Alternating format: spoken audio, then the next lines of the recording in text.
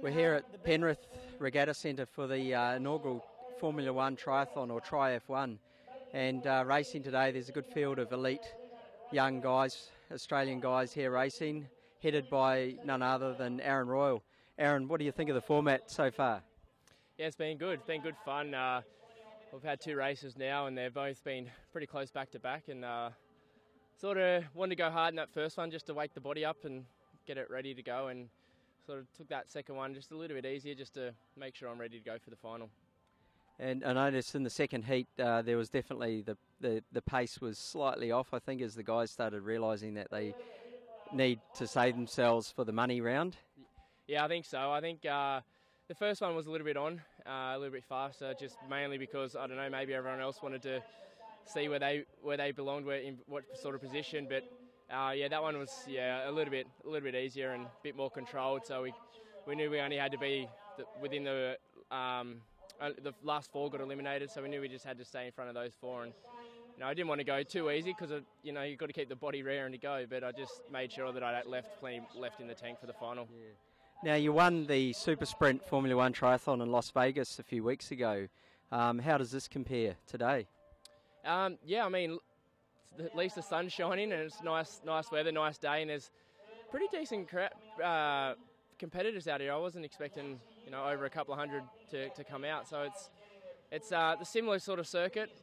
Although in Vegas we had a swimming pool, which was kind of neat and a bit different. But yeah, similar sort of circuit with a 1K loop on the bike, which is, I think, the way to go for this type of racing. It needs to be short and technical on the bike, and on the run as well. It's keeps it pretty close to the crowd so that you don't get too far away and they can see what's happening the whole time. So I think they've got the same things that were on in Vegas as well that's happening here. Yeah. Now in the second heat we saw a bit of movement in the field with your housemate David Mainwaring stepping up a little bit, making sure he's not too far back in the field, and Nuru Somi sticking with you on the run. Yeah. Yeah, Nuru and I were able to clear out a little bit on that run, but you never know with what the rest were doing as well. Like they knew what they had to do and made sure they were not within the bottom four to stay on to the final. So it's all a bit of a tactical game, and I know Mainey's he's finding it a little bit difficult though. He's got into that 70.3 frame of mind, and he's said he couldn't get his shoes on properly. He's normally used to sitting down and putting socks on.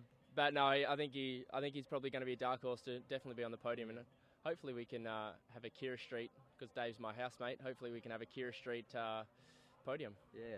Now the next round of the TriF1 is in Cronulla, possibly a week before Auckland next year, and I think with it being in Cronulla, which is arguably the home of triathlon in Australia for want of a better term, but it's I think we should see a pretty big field, and I think we'll see a lot more age groupers there too.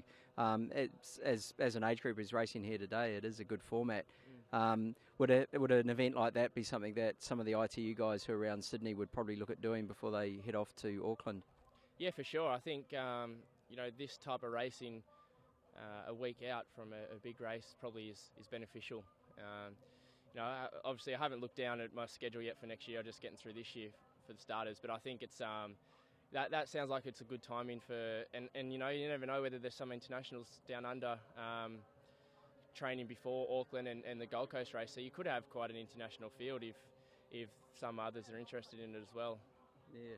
Now you'll be out here in a few weeks racing the famous Nepean Triathlon, the Atmosphere Health and Fitness Club Nepean Triathlon, and then Noosa a couple of weeks after, so you're all prepped and ready for that?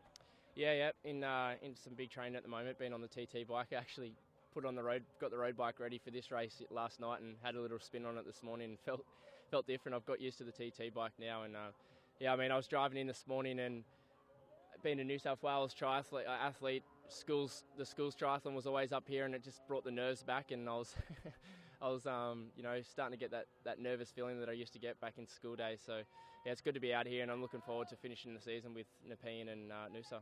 Yeah, well, good luck for the final round, which will be on at 1:50 today. Thanks very much. Thank you.